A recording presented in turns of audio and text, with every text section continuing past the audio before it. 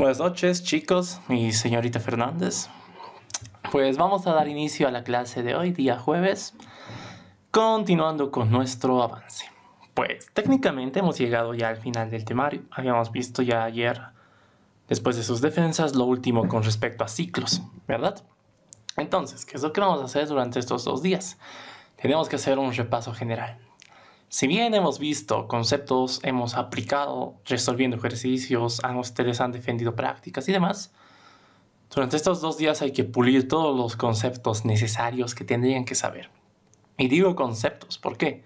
Una cosa es realizar programas, pero yo necesito saber qué es lo que están haciendo. ¿Listo? Entonces vamos a hacer eso. Para eso, yo voy a compartir mi pantalla, vamos a ir desarrollando cualquier ejercicio súper random y a medida que lo hagamos, yo voy a ir preguntando a cada uno de ustedes con respecto a qué estamos haciendo. ¿Ya? Pues esa va a ser la dinámica de hoy, también la de mañana. Nuevamente, como les digo, tienen que repasar, tienen que practicar. Aparte que les va a servir, ¿no? Ya. Entonces, esto ya está aquí. Esto lo vamos a poner aquí. Listo. Pues bien, nos vamos a crear una clase. Nos vamos a crear una clase que va a ser nuestro ejemplo. Tan solo eso. ¿Listo? Entonces, entramos aquí a la clase. Siempre hemos visto que esto se borra, esto también. Y todo lo que se genera aquí adentro, yo lo borraba. Normalmente, ¿qué es lo que yo hacía? Digamos que yo quiero crear esto. Public int contar dígitos. Y para contar dígitos yo necesitaba un número. Pues bien, tenemos hasta esta parte. ¿Qué es lo que tenemos? Estamos declarando un método. Pero ahora, yo quiero saber cuáles son las partes de esto. Yo, ¿por qué declaro métodos así? ¿Qué son todas estas cosas? Entonces vamos a empezar nuestro repaso. Para empezar, joven Franz, ¿estás por ahí? Sí. ¿Qué tal? Buenas noches. Empezamos contigo. Para empezar, ¿qué es esta primera cosa que nosotros ponemos aquí? Es la clase. Bien, a grandes rasgos, pues es la clase, exacto. Es la línea de declaración en donde tú estás diciendo estoy empezando un bloque de clase. Bien, está compuesto por 3 palabras. El public, el class y la palabra ejemplo. Continuando, joven Kevin Mauricio, ¿está por ahí? Sí, Danilo, buenas ¿Qué tal? noches. Buenas noches. ¿Qué son estas 2 palabras reservadas y esta palabra normal de aquí? El public es un método público. Class también es una palabra. No me ubico bien la palabra. Es una palabra reservada. Ya. Y ejemplo es el método que vamos a realizar. La idea está bien, pero conceptualmente está mal. Acuérdate que esto no es un método.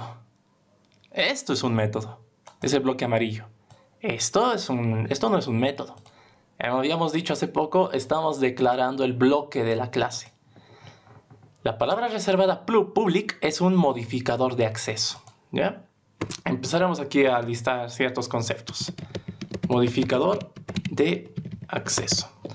¿Qué es un modificador de acceso? Un modificador de acceso, les dije, es aquel que te ayuda a delimitar el acceso que van a tener justamente, ya sea otras entidades aparte de ti, con respecto a alguno de tus componentes, ya sea tu clase, ya sea tu método, ya sea tus atributos, bueno, o tus variables, pero esto es este modificador de acceso. Les había comentado como curiosidad que existen 3. Existe lo que es el public, también existe uno que es el private, que es cuando quieres hacer cosas privadas, y esto lo habíamos visto, ¿no? Cuando hemos usado subprogramas. Cuando yo uso subprogramas, los subprogramas que yo utilizo son privados. ¿Por qué? Porque solo yo los estoy utilizando para ayudarme. Eso no le interesa a quien vaya a usar mi aplicación. Solo le interesa el método que quiere ejecutar. Por otra parte, igual existe otro que es el protected. Este modificador de acceso pues es especial. Es como si fuera público para todos los miembros de la jerarquía, pero es privado para todos los de afuera. Este modificador normalmente se lo aprende o se lo va conociendo mejor cuando en los siguientes módulos, ¿no? Cuando ves herencia, polimorfismo, cuando ya ves el paradigma como tal. Eso ahí tiene más sentido. Pues bien, aparte de esto, ¿qué teníamos? La palabra reservada class. La palabra reservada class hemos indicado que es aquella que antecede el nombre de la clase. Tú pones class cuando estás declarando el bloque de una clase, ¿ya? Y por último ejemplo, esto de aquí solo es el nombre de la clase. Por protocolo hemos dicho que, ¿qué cosa? Tiene que empezar con mayúscula. Si tú le pones minúscula, igual compila, ¿no? Si no, no te va a dar mayor error. Aquí sí, porque no hay retorno. A ver, para que esto compile. Vamos a retornar 0 ya. Miren, si tú lo pones como minúscula, compila. Pero esto está mal. ¿Por qué? Hemos aprendido que son las variables quienes utilizan nombres minúscula. Cualquier otro tipo de dato que no sea primitivo tiene que empezar con mayúscula. Entonces, eso. Continuando. Tengo aquí otra cosa amarilla. Tengo esto que sé que es un método.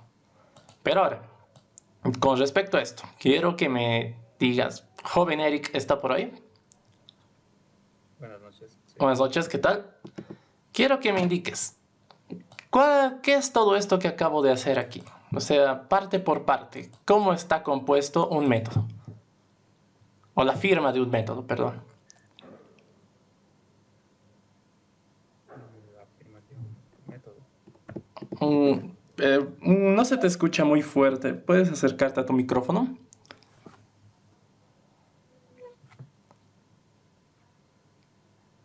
Bueno, Ya está mejor. ahora sí. Sí, sí, dale nomás. Que mi método es público, se podría puedo Ya, explicarlo, entenderlo muy bien así, Danilo. ya, sí Que está bien, tú es público. con tipo entero ¿Esto qué y es? ese es mi tipo de dato. Tipo de retorno, ¿ya? ¿Está bien? ¿Qué es esto de Se aquí? llama contar dígitos. ¿Ya? ¿Y esto de Y aquí? mi parámetro. ¿Ya? Genial. Abre bloque, cierra bloque. Genial. Pues la composición de un método hemos aprendido qué es eso, ¿no? Normalmente el modificador es público, tengo que tener un tipo de retorno, ya sea que devuelva algo o que no devuelva nada. Muy pocas veces hemos usado un void, pero existe por si acaso. Normalmente devolvemos siempre algo. Y esto de aquí es el nombre. Recuerden que con respecto al nombre de algún método, por protocolo, tiene que empezar con minúscula, el nombre de cualquier método. En teoría también compila con mayúscula, ¿no? Pero nuevamente, como les digo, son reglas ya de protocolo interno que, bueno, te dicen, ¿no? Manejalo así, nombra de esta manera. Y por último teníamos el parámetro. Pues bien, con respecto al parámetro. Yo, por ejemplo, imagínense que aquí tengo una variable de tipo entero que se va a llamar res y que parte en 0. Joven Marcelo Iporre, ¿está por ahí? Buenas noches, Danilo. Buenas Buenas noches, noches a ¿qué todos. tal? Ya. ¿Qué es lo que yo acabo de hacer aquí con esta línea de instrucción? ¿Me puedes describir qué es esta línea de instrucción? Estamos declarando una variable, la variable res, que es Ya. del tipo entero y estamos inicializando el valor en 0. Bien, perfecto. Lo que estamos haciendo aquí es crear una variable. ¿No ve? Que a la variable yo le digo, quiero que inicialices tu valor en 0. Y es su primer valor. Con respecto a esto, el joven Luis Flores, ¿está por ahí? Sí, sí, buenas noches a ¿Qué tal? todos. Buenas noches. Tu compañero utilizó una palabra, indicó que estamos creando una variable. ¿Qué es una variable? Es ¿cómo se podría decir? Como un lugar donde se almacena algún valor. Ya, perfecto. Sí, es, Es un lugar donde puedes guardar algo. Genial, tienes la idea, eso me agrada. Pues bien, habíamos visto que las variables son eso. Normalmente se les denomina contenedores. Son contenedores, ¿por qué? Porque contienen datos, contienen valores, ¿no ve? Pues con respecto a eso, habíamos visto, ¿no? Que también existen tipos de variables. Por ejemplo, el parámetro también es una variable. Esto de aquí se le llama variable local. Al final del día son variables, solo que cada uno tiene su nombre correspondiente con respecto al lugar donde está siendo declarado. Por ejemplo, también puedes crear variables aquí afuera. Podrías tener aquí tu int, no sé, un suma, digamos. Podrías. Pero, ¿esto qué se llama? Cuando tú creas una variable fuera de cualquier método, a estos normalmente se le denomina un atributo o una variable global. Por ahora no hemos aprendido eso porque eso tiene que ver mucho con el paradigma, con programación orientada a objetos, que se ve después, pero no correspondía a nuestro tema. Pues bien, habíamos dicho, ¿no?, que una variable es un contenedor. Aquí dentro de la definición también su compañero indicó, es de tipo de dato entero. Y aquí me surge una duda. Joven Brian Vladimir, ¿está por ahí?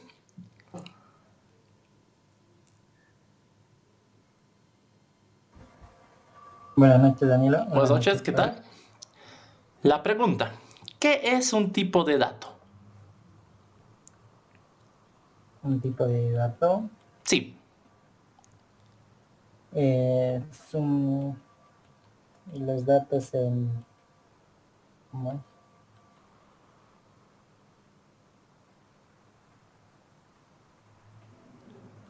¿tú qué entiendes por tipo de dato?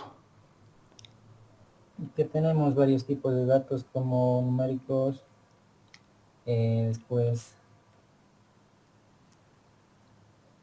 lógicos y de carácter.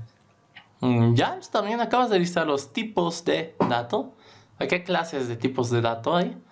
Sin embargo, conceptualmente, un tipo de dato se refiere a la naturaleza de los valores de determinado dato. Por ejemplo, el int indica que su naturaleza es numérica, ¿no ve? Va a guardar números enteros. Por ejemplo, un char te indicaba que eran caracteres, un boolean que eran tipos lógicos, y así sucesivamente, ¿no? Según lo que tú ibas declarando, según lo que tú ibas haciendo. Pues bien, ese es un tipo de dato. Después de eso, en cuanto a sentencias normales, habíamos visto cosas así. ¿No ve? Que tú tienes, por ejemplo, esto. Pero también podrías tener cosas así. Imagínense, ¿no? Que tú dices, ya, yo quiero que mi respuesta parte en cero, pero imaginando, ¿no? Bajo otro contexto. Imagínate que solo quieres contar dígitos de números pares. De números pares. Solo imagínense. Entonces, yo para contar dígitos de números pares, pues tenía que hacer algo, ¿no? ¿Qué es lo que yo tenía que hacer? Yo sé que me pueden dar cualquier número, pero si me dan cualquier número, ¿yo cómo sé cuáles son pares? O sea, yo solo sé que voy a contar dígitos de algún número par que me den. Si me dan un número impar, yo no hago nada, suponiendo. Entonces, para cosas así que involucraban preguntas, nosotros utilizamos esto de aquí. ¿Qué era esto de aquí? Esto lo hemos conocido como una sentencia de control condicional, ¿no ve? Entonces, señorita Linares, ¿está por ahí?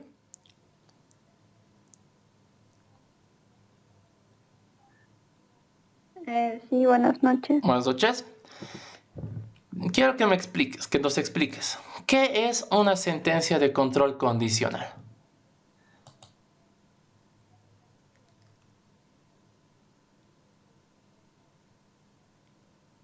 Señorita Linares.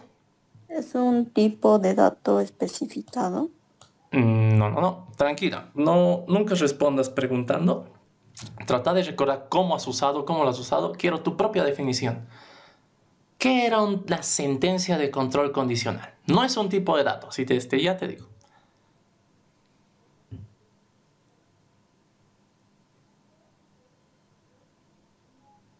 Señorita Linares. No lo recuerdo. Ya, perfecto. Cuando no sepan algo, siempre sean francos. Digan, no conozco la respuesta, me podría indicar. Y eso es como sugerencia, ¿no? En cualquier contexto, al menos ustedes recuerden, son estudiantes. Lo lindo de ser estudiante es que puedes fallar, ¿ya? No sé si alguna vez les he comentado, pero yo siempre les recomiendo eso. Cuando eres estudiante, falla todo lo que quieras, porque estás aprendiendo. Y eso es lo lindo de ser estudiante. Cuando te pregunten algo y no lo sepas, lo mejor es decir, no conozco la respuesta, o quisiera saberlo, y decirle, ¿no? Jamás cometan errores como, por ejemplo, quedarse callados o pensando porque, bueno, solo estás alargando, ¿no?, la agonía, y no es que milagrosamente te vaya a caer del cielo una respuesta. Y sí, justo lo que hizo su compañero es una salida bastante diplomática, donde dice, no sé la respuesta, y ahí agregar, ¿no? Podré indicar cuál, ya que te están haciendo la pregunta, sea quien sea, tal vez te puede ubicar o tal vez te puede ayudar, ¿no? A saber cuál es la respuesta, porque al final lo que estamos haciendo ahorita es aprender. ¿Cuál es su objetivo? Aprender. Y en el proceso de aprender van a fallar, van a dudar. Yo les digo esto ¿por qué? Porque cuando ya sean profesionales, perdón, pero ahí ya no puedes fallar. Cuando eres profesional hay gente que confía en ti. De ti dependen muchas personas y están esperando que actúes como profesional. Así que cambia el panorama. Por eso yo siempre les recomiendo, durante su época de estudiantes, fallen lo más que puedan para así aprender y conocer todo tipo de errores. Cosa que cuando ustedes ya sean profesionales, ustedes ya no tendrían que fallar. Un error puede ser la diferencia entre la vida y la muerte y saben cómo es.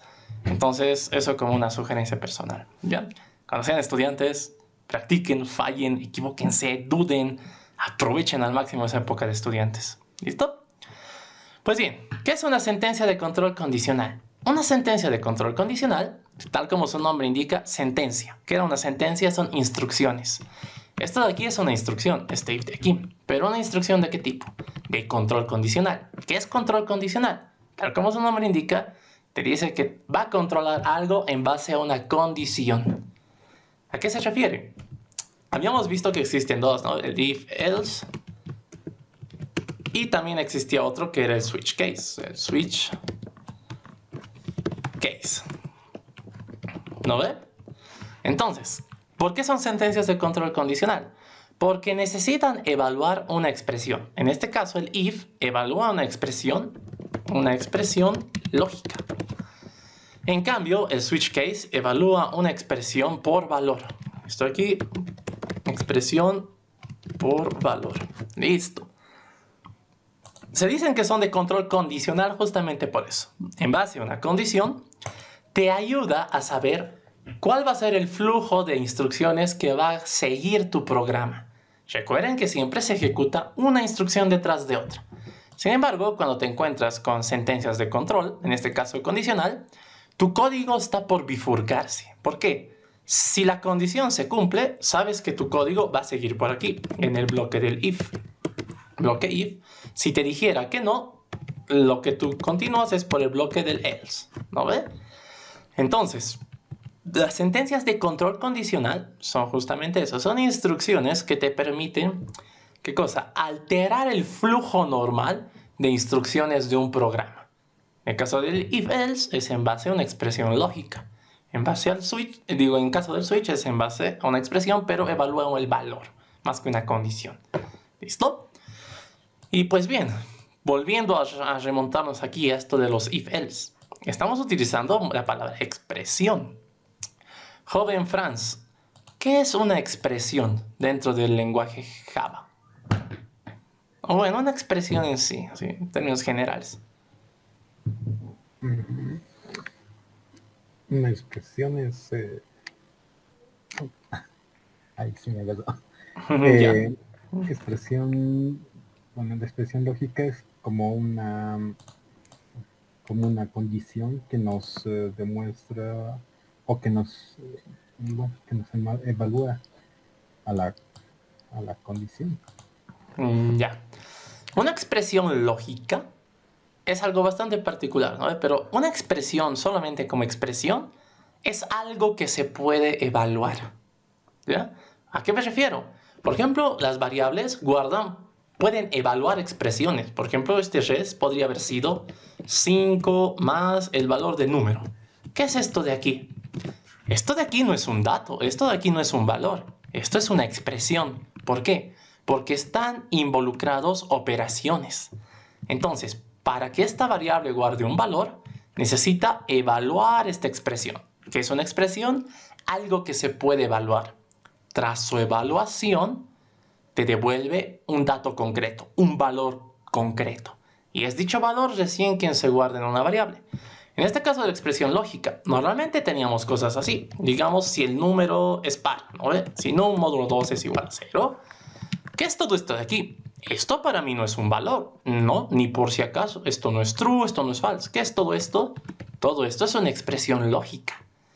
Esto se puede evaluar. Tras su evaluación, sabes que tu respuesta va a ser true o va a ser false, ¿no ve? Sin embargo, todo esto en este formato, así como están viéndolo, se llama expresión. ¿Qué es una expresión? Algo que se puede evaluar. Vamos a ir aquí poniendo algunos conceptos, ¿ya? Que ustedes tienen que saber. Expresión, modificador de acceso, variable, tipo de dato, sentencia de control condicional, sentencia de control condicional. Listo. ¿No ve? Modificador de acceso, expresión, variable, tipo de datos, sentencia de control condicional, entre otros varios conceptos que tienen que saber. Pues bien, entonces, nosotros hemos aprendido eso, ¿no ve? Del if-else, que es una sentencia de control condicional que me ayuda justamente a eso, ¿no? Alterar el flujo normal de instrucciones de mi programa, de tal manera que en base a una condición, yo sé qué sentencias se tienen que ejecutar después. ¿Ya? Luego, muy aparte de esto, imagínense, vamos a ver, imagínense que esto ahora cambia, ya no es contar dígitos, sino es verificar número. Yo quiero saber si un número es par o es impar. Ya. Si yo quiero saber esto, yo normalmente haría algo así, ¿no ve? Que el número módulo 2 es igual a 0. Entonces en este caso tú dices sí, es par. Entonces tú deberías tener una respuesta, aquí una res que diga es par. Listo. Caso contrario, si te dijera no, te cuento que no te da 0 tu residuo, entonces esta cosa es impar. Es impar. Listo. Pase lo que pase, ¿qué cosa retorna? Res. Por ahora no existe res, lo vamos a crear. Con string res, que parte vacío. Listo. Entonces yo podría tener esto. Mi tipo de retorno cambiaría. Esto sería un string, ¿no ve? Todo normal. Sin embargo, hemos aprendido algo. Que cuando yo me encuentre con una situación así, de un if-else, que tan solo está guardando una línea de instrucción simple, yo puedo modificar esto. ¿Cómo lo podía modificar? Con el operador ternario del que era el símbolo de interrogación. Entonces, en este punto, Eric Ansaldo, ¿estás por ahí? Sí. ¿Qué era el operador ternario? Este símbolo de interrogación.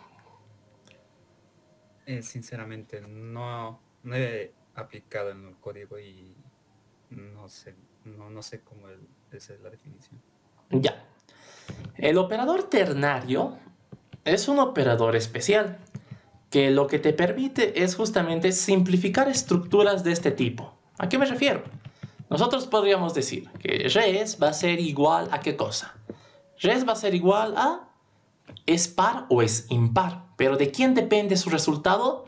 De esta expresión. Entonces lo que hacíamos era lo siguiente. Copiábamos la expresión a forma de pregunta, ¿no ve? Y justamente, ¿no? Como para indicar, esto es una pregunta, ponemos el símbolo de el operador ternario signo de interrogación. Es como si estuvieras preguntando, ¿no? El número módulo 2 es igual a 0, y ahí tu signo de interrogación. ¿Esto es verdad o es falso? A continuación de esto tú dices, si el resultado fuera true, entonces la instrucción que quiero que ejecutes es la siguiente. Que res sea igual a es par. Listo. Ahora aquí, ¿por qué no estamos haciendo esto? Ojo, recuerda que cómo ha iniciado tu instrucción. Tú estás diciendo, quiero que mi variable res tenga un valor. Lo estás inicializando. Pero tú sabes que el valor depende de una pregunta.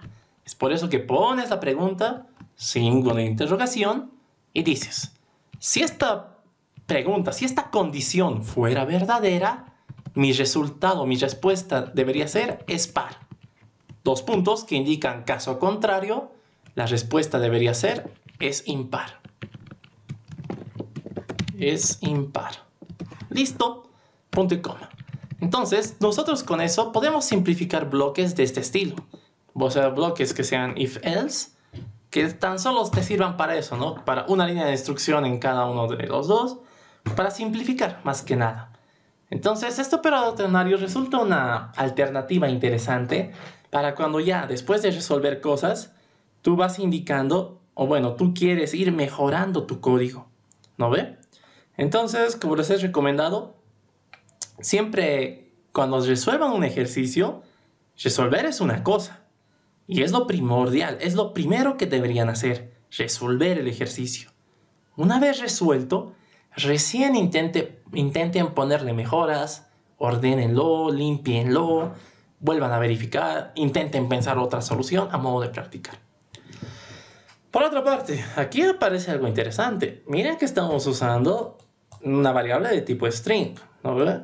El string es un tipo de dato bastante particular. Por ejemplo, aquí podemos ver que estamos dándole valores o estamos asignando valores como si fuera un tipo de dato primitivo. Pero sabemos que string no es primitivo. En este punto, señorita Linares, ¿está por ahí? Sí. Con respecto al string, ¿qué me puedes decir? Sabemos que no es un tipo de dato primitivo, pero entonces, ¿qué es? Eso sí es para indicar el tipo de dato, si no me equivoco. ¿No? Sí, sabemos, pero ¿qué es un string? Por ejemplo, un int sé que es un número.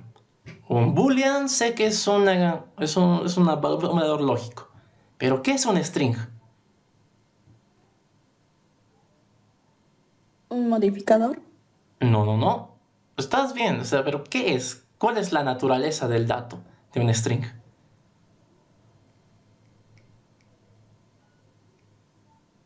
No, tampoco me acuerdo, perdón. ¿Ya? No hay lío. Yo les he dicho, estoy preguntando, estamos repasando. Esto no es examen. Esto es para que estos 2 días pulamos y ustedes estén súper satisfechos. Cosa que quiero que sepan todos los conceptos básicos que necesitan para un Java básico, para un Java inicial. No hay lío, ya les he dicho, si no saben algo, relax, ustedes dicen, no me acuerdo. Y ya, empezamos otra vez. El tipo de dato string es un tipo de dato compuesto. Normalmente se le dice que es un tipo de dato objeto. ¿Por qué?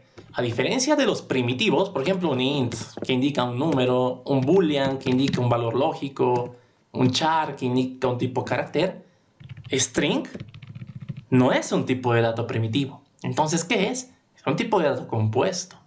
Pero más propiamente es mejor decir que es un tipo de dato objeto. ¿A qué nos referimos con esto? Que el string no está definido dentro del lenguaje Java. Es una clase que alguien ha creado que te permite manejar justamente bloques, cadena de caracteres. De string viene de cadena, pero normalmente en términos mortales ustedes dicen el string me sirve para guardar palabras. ¿Ya? Por ejemplo, aquí estamos guardando palabras, ¿no? Estamos guardando es par, es impar, cosas así. Pero el string no es primitivo, ¿no ve? Entonces, esa es una gran diferencia que siempre tienen que saber. Ya les he dicho que alguna vez van a oír decir el string es pseudo primitivo. Eso está mal. Porque no existe algo pseudo. Eso no es. Por ejemplo, en este caso, de ley, un string no es primitivo. Pero ahí me dirán, ¿por qué lo tratamos como un primitivo? Si yo veo que le estás dando valores directos, no estás tratándolo como un objeto. Ahí es donde se involucra Java. Al ser un tipo de dato bastante requerido, Java necesitaba darle facilidad a sus usuarios para manejar cadenas de caracteres. No pudo definirlo primitivamente, pero sí ha creado una clase interna, justamente la clase que se llama string, para representar estas cadenas de caracteres. De tal manera que a ti te dice, tú utilízalo como si fuera primitivo, pero no lo es. Yo me voy a encargar de todo el proceso por detrás, tú utiliza nomás, como si fuera primitivo, dale valores, concatenas, lo que quieras. Internamente Java, pero lo maneja como un objeto, porque es lo que es un objeto. O sea, string es una clase y una clase crea objetos. Por ejemplo, ahorita con este string res, ¿qué es lo que yo tengo aquí?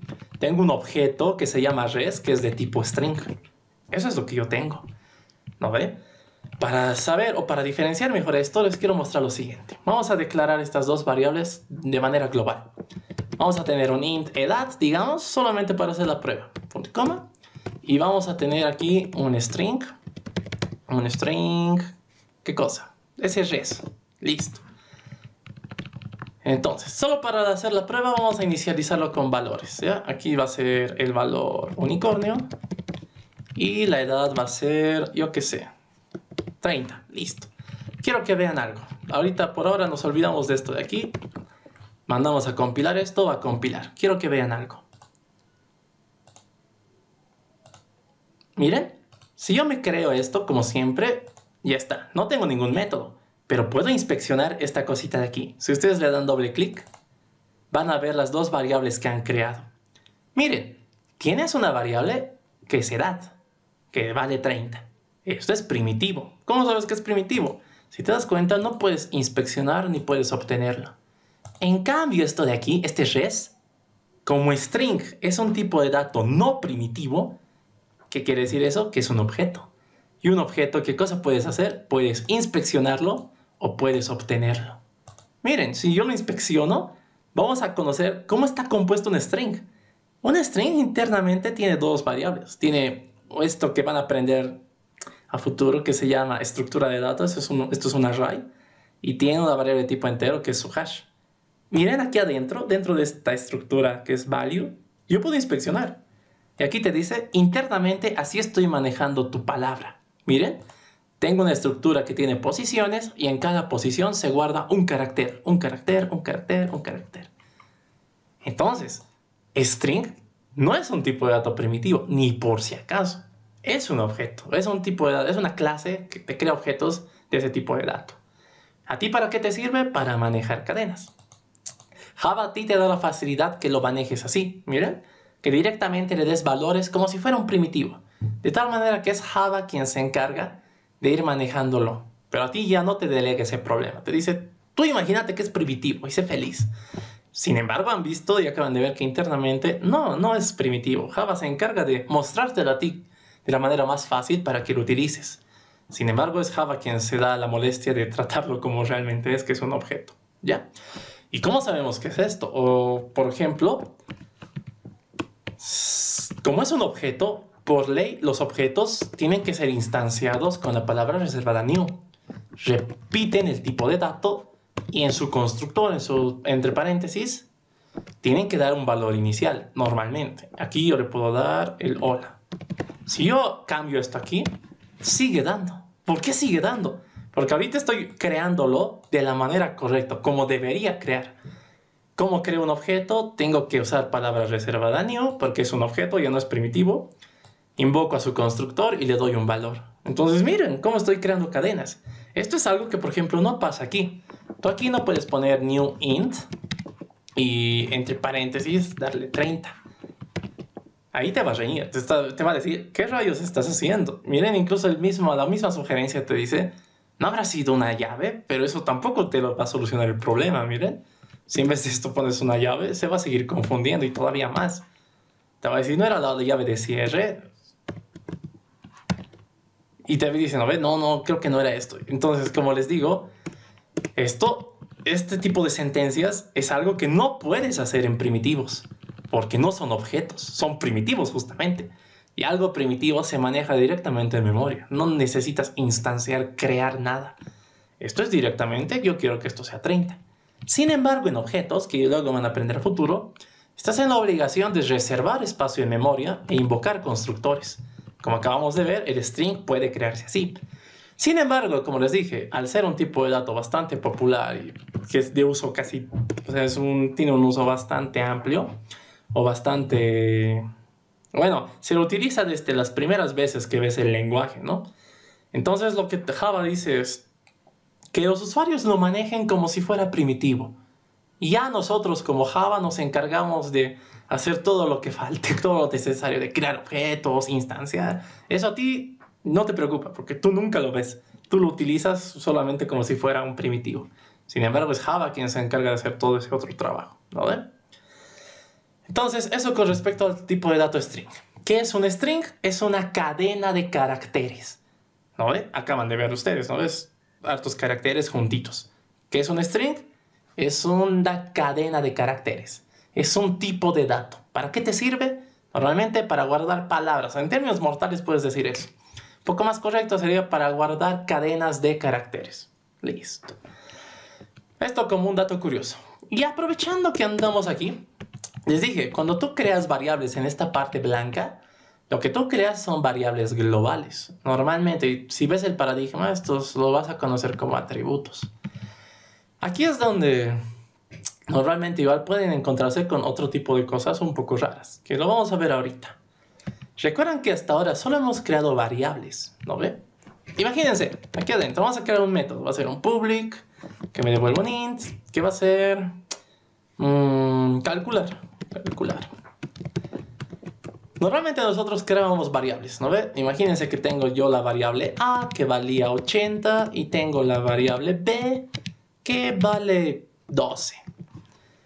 Yo tengo variables. ¿Por qué se llaman variables? Porque pueden variar. Yo, si me da la gana, puedo decir, quiero que actualizar el valor de A. Quiero que A ahora guarde, yo qué sé, el número 10, así. O puedes actualizar sobre su mismo valor, ¿no? Tú puedes poner B, quiero que sea igual a, ¿qué cosa? A B, pero menos 10, digamos. Pase lo que pase, tú puedes seguir haciendo operaciones con estas cosas. Miren, A más B, tú retornas esto, todo normal. Sin embargo, existe otro concepto en las variables que son las constantes. A diferencia de una variable, una constante, tal como su nombre indica, no cambia. Tiene un valor constante. ¿Cómo declaras constantes? Es algo que no habíamos visto hasta ahora en ningún ejercicio, pero es útil que lo sepan. Para declarar una constante, tú tienes que anteceder a la creación de la variable la palabra reservada final. Con esta palabra reservada final, tú estás diciendo que esto, lo que está antecediendo, va a ser una constante. Recuerden, una constante no puede cambiar su valor en el tiempo. Miren, si yo mando a compilar, te dice, no puedo asignar un nuevo valor a la variable A. ¿Por qué? Porque es de tipo final, es una constante. Entonces, miren, aquí el compilador es quien te controla esto, ni siquiera en ejecución. Te dice, no, tú no puedes reasignarle un valor a A. ¿Por qué? Porque A es constante. Tú dices, perdón. Entonces, tú no puedes tener este tipo de instrucciones. Si mandas a compilar, recibe a compilar. Recuerden que una constante nace con un valor y dicho valor no cambia jamás durante el tiempo, durante el proceso. Acaban de verlo, si aquí yo le pongo A, te riñe. No puedes darle otro valor a A. Entonces, de esta manera es como se declaran constantes. Ya saben, solamente anteceden la palabra reservada final a cualquier declaración de variable que estén haciendo. Por otra parte, cuando es constante, creo que no puedes dejarlo así. Sí o sí tiene que tener un valor inicial. A ver, aquí... Vamos a ver esto. Ya, por ahora está bien porque no está utilizándose, pero... Ya, está bien. Si gana un valor en algún momento, no te riñe, pero si intentas modificarlo después, ya deberías reñirte. Ahí está, miren. Después de haber sido asignado, sabe que su asignación es en A igual a 5. Si intentas reasignar otro valor, no te va a dejar. Ni siquiera si intentas actualizar. Miren, A más 9. No siempre. ¿Por qué? Una vez que tiene un valor, este valor no se modifica. Jamás. Por eso es constante. Ahora, ustedes me dirán, ¿en qué situaciones yo uso constantes? Va a haber ejercicios normalmente. Normalmente son aquellos que involucran un poco de matemática, donde hay valores justamente constantes, ¿no? Pi, velocidad de la gravedad, constante K para eso de química en geometría, cosas así. Puede que se encuentren con constantes. Aplicativamente hablando, yo me he encontrado con constantes cuando era estudiante todavía. Cuando nos pidieron crear un juego, era para una materia. Ahí utilizábamos bastantes constantes, porque había muchas cosas que no cambiaban. O sea, eran datos del juego para generar físicas, justamente, que no cambiaban nunca. Una vez declarados, eran constantes. Y tenías que explícitamente poner que era constante. Al final se los van a topar en algún momento. Por eso es bueno que conozcan, ¿ya? Entonces, esto, ¿listo? Por otra parte, otra de las palabras que normalmente viene acompañado con el final suele ser la palabra static. Pero, ¿qué es este static? Aquí te dice, sí, aquí no te va a dejar. La palabra reservada static lo que indica es que cualquier cosa que esté antecediendo se vuelve parte de la clase y no del objeto que tú crees. ¿A qué me refiero? Imagínense que yo voy a crear aquí una constante que se va a llamar gravedad. Gravedad. Sabemos que la gravedad no es un entero, es un double o puede ser un float. Y normalmente suele ser 9.8, ¿no ve? Creo que en la altura es menos, no me acuerdo, pero ya es 9.8. Y yo digo, quiero que esto sea mi constante, ¿no ve? Aquí adentro puedo tener cualquier cosa, ¿no ve? Estoy retornando, digamos, solo para que compile. Voy a poner esto, ya. Esto lo dejo de declarar. Y digo, yo quiero esa constante. Si mandas a compilar, todo da. Pero ahorita no es constante, sigue siendo tratado como una variable. Por ejemplo, aquí yo voy a poner 5 más gravedad. ¿Listo? Esto entonces tiene que cambiar también. Esto tiene que ser double. Ahora sí. Ahorita sigue siendo una variable, y es una variable global. ¿Por qué? Porque está creado fuera del método, ¿no ves? Está creado afuera. Entonces, ¿cómo lo vuelvo constante? Le pongo final. Sí, hasta aquí todo bien. Si tú creas esto, miren qué es lo que va a pasar. Nosotros siempre creábamos un objeto para hacer la prueba. Si tú le das doble clic a esto, te aparece que tienes esto, un double gravedad.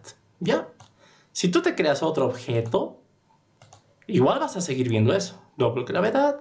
Si te creas otro objeto, sigues viendo eso, doble gravedad. Miren. Sin embargo, tú dices, sé que es una constante, pero aparte de ser constante, yo no necesito que cada objeto vaya creándose esto. ¿Por qué? Porque yo quiero que esto esté presente para cualquiera de mis objetos. En ese tipo de casos, cuando requieras que algo esté presente para todos y que no lo vaya creando cada uno, en estos casos es donde, aparte del final, indican que esto, en este caso esta variable, va a ser estática. Si tú mandas a compilar esto, la cosa cambia. ¿Por qué? Si tú le das clic, te creas esto, ok. Si inspeccionas, miren, tú ya no tienes la variable que has creado. ¿Por qué? Porque ahora está en otro ámbito que son las variables estáticas. Aquí le das clic y aquí te dice, tengo esta variable estática. Pero ahora tú me dirás, ¿pero por qué? ¿Cuál es la diferencia? La diferencia es la siguiente. Cuando algo es estático, significa que le pertenece a la clase y no a los objetos. Cuando algo no tiene static, quiere decir que es normal, ¿no? Que no es estático, entonces va a depender normalmente del objeto. ¿A qué me refiero? ¿Dónde es esto más visible? Esto puede ser un poco más visible cuando, por ejemplo, creas métodos. No sé si alguna vez hemos visto, ¿no? Por curiosidad o comentario de alguno de sus compañeros, les enseñé qué es el public static void main. Pero un método puede ser estático independientemente si sea el main o no. Por ejemplo, este calcular lo vamos a volver estático. Mire, public static, solo aumentas esta palabra reservada static y ya está, se acaba de volver estático. Miren, tú compilas.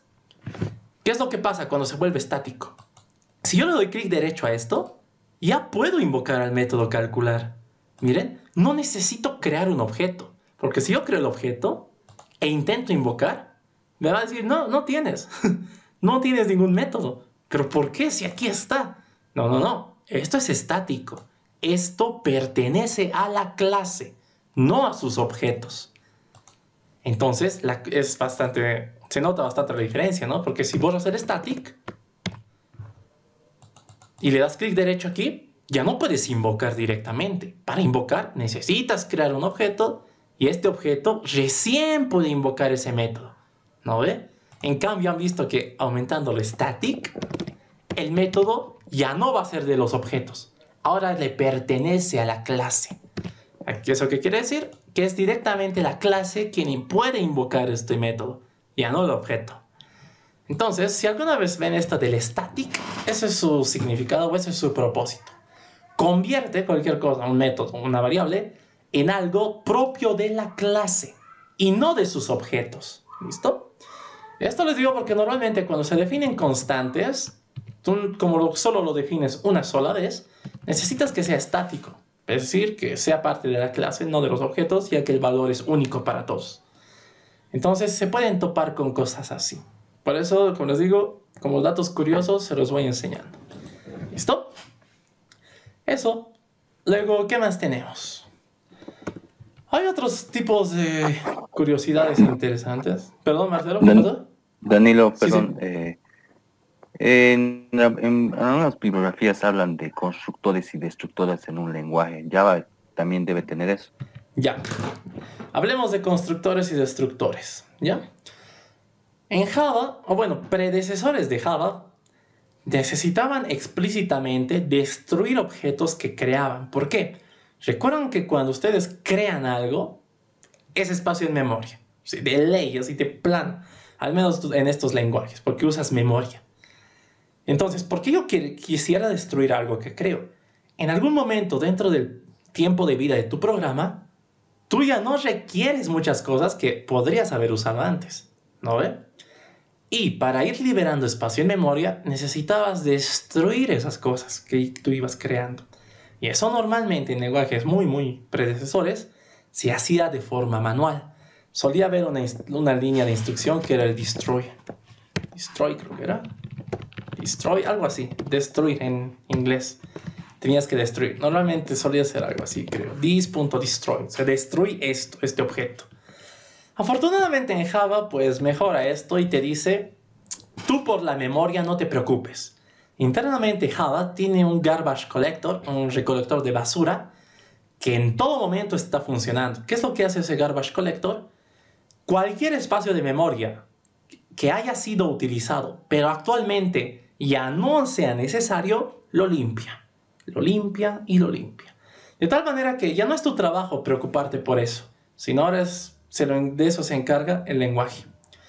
Eso en cuanto a destructores, ¿no? Pero ahora, constructores. Eso de constructor es lo siguiente. Ubican que nosotros creamos objetos, clic derecho, y siempre les digo, ¿no ve? Que van a crear un objeto. Esto dejemos que ya no sea estático. ¿No ve? Normalmente cuando nosotros hacíamos la prueba del código, tenemos que hacer clic derecho y creamos un objeto. Yo siempre les dije, creamos un objeto. Ok. ¿Alguna vez se han preguntado cómo creo el objeto? ¿Qué es esto? Esto de aquí es el constructor de esta clase. ¿Qué es un constructor? Porque yo no veo aquí adentro nada que diga así ejemplo. Un constructor es un método especial, podrían llamarlo así, que se encarga de darle valores iniciales a los atributos de una clase. Nuevamente, son conceptos que es mucho del paradigma. Nosotros no hemos visto el paradigma como tal. Solamente hemos dicho que vamos a utilizar una parte que era la implementación de métodos, pero no hemos visto atributos, no hemos visto constructores. Eso se ve ya en el paradigma. Pero sin embargo, para que vayan entendiendo. Un constructor es aquel que le da valores iniciales a tus atributos. ¿Qué son los atributos? Son estas variables que se declaran de manera global. Imagínense, aquí tienes la edad. Estas cosas de aquí son atributos. ¿El constructor de qué se encarga? Les dije, es un método especial. ¿Por qué? Es público y copia el nombre de la clase. Public ejemplo. Nada más. No tiene tipo de retorno explícito. O sea, ni siquiera es void. ¿Sí? De plano no tiene. Solamente es público y copia el nombre de la clase. ¿Qué es lo que pasa aquí adentro? Aquí adentro tienes que dar valores iniciales a tus atributos. Por ejemplo, aquí yo tengo un atributo edad. Yo podría decir que aquí quiero que edad sea igual a 80. Y ya está. Pero, sin embargo, normalmente dichos valores te pueden llegar por parámetro. Tú aquí puedes tener un valor y tú quieres que la edad sea igual al valor. Listo. Y en tu método calcular, digamos que tú devuelves la edad más la gravedad. Solo para el ejemplo. ¿Ya? Si tú compilas esto, da. Esto de aquí es el constructor. Este método especial. ¿Por qué? ¿Por qué es especial? Como les digo, es el encargado de inicializar los valores de todos tus atributos. ¿Qué son los atributos? Son variables globales. Nada más. Miren, yo tengo esto. Si yo compilo, salgo de aquí y intento crear una clase, ahora ha cambiado mi constructor. Fíjense. Ahora recibe algo por parámetro. Miren. ¿Qué es lo que recibe? Tiene que recibir un valor. Yo le puedo dar 45 y recién me va a crear el objeto. ¿No ve? Ahí está el valor que yo le he dado, 45. Entonces, ustedes me dirán, ya, esto ha cambiado porque has creado un constructor. Pero cuando no teníamos, ¿quién construía? Sucede que, por defecto en Java, toda clase tiene un constructor por defecto, de ley. Es un constructor implícito, es decir, tú no lo ves, pero existe automáticamente, por defecto. ¿Listo? Por otra parte, igual a futuro van a aprender esto, que puede existir más de un constructor. Digamos, yo quiero esto y quiero otro. Digamos que quiero otro, es lo mismo, pero para que se diferencien, por ejemplo, este puede ser vacío, que no reciba nada, y por defecto yo le puedo dar, digamos, 90. Si yo me salgo e intento construir, sorpresa, ahora tienes dos. Tienes un constructor que no recibe nada y otro que sí puede recibir algo. Entonces, como ven, los constructores son aquellos que preparan la creación de un objeto. ¿Ya? Esos son los constructores. ¿Para qué usas constructores? Para crear objetos. Nosotros solamente estamos usando constructores mediante la interfaz, ¿no? Así, clic derecho y que me lo cree. Pero han visto que hemos hecho algo similar, por ejemplo, cuando les di el ejemplo de los strings. Palabra reservada new, copia el nombre de la clase. ¿No? Entonces, esos son los constructores. ¿Ya? ¿Dónde está? Vamos a devolver constructor. Ahí está. Esos son los constructores y los destructores. Ya saben, los destructores ya es algo que ustedes no se preocupan por eso. Los constructores sí. Esto es algo que van a aprender igual en el siguiente módulo. O bueno, donde sea que estén estudiando, cuando decidan estudiar, en módulos más avanzados van a aprender el paradigma como tal. Y ahí se ve bastante esto. Pues bien, hasta aquí va a llegar la clase de hoy con respecto a esto de reforzar conceptos e ir añadiendo datos útiles. El día de mañana vamos a continuar. Y ojo, vamos a seguir repasando. Ya hemos visto bastantes conceptos, ¿no ve? Vamos a volver a ver los mismos. Necesito que se los vayan aprendiendo. Por otra parte, mañana, como todo buen viernes, les voy a mostrar su lista de asistencia. Y aparte de eso, les voy a mostrar su lista general, en donde les voy a mostrar cómo está su situación actual. Cuántas has defendido, cuántas has faltado, si aún tienes chances, si ya no tienes chance, cosas así. Así que les rogaría que mañana no falten o intenten no faltar. Y pues mañana igual les voy a hablar sobre su última práctica. Esa última práctica se defiende el lunes. Lunes es nuestra última clase legal. Día martes es reposición de defensas que no hayas hecho, pero tengas permiso. Nuevamente, más detalles el día de mañana. Entonces, hasta aquí sería la clase de hoy. Vamos a dejar de compartir. Nos vemos el día de mañana. ¿Listo?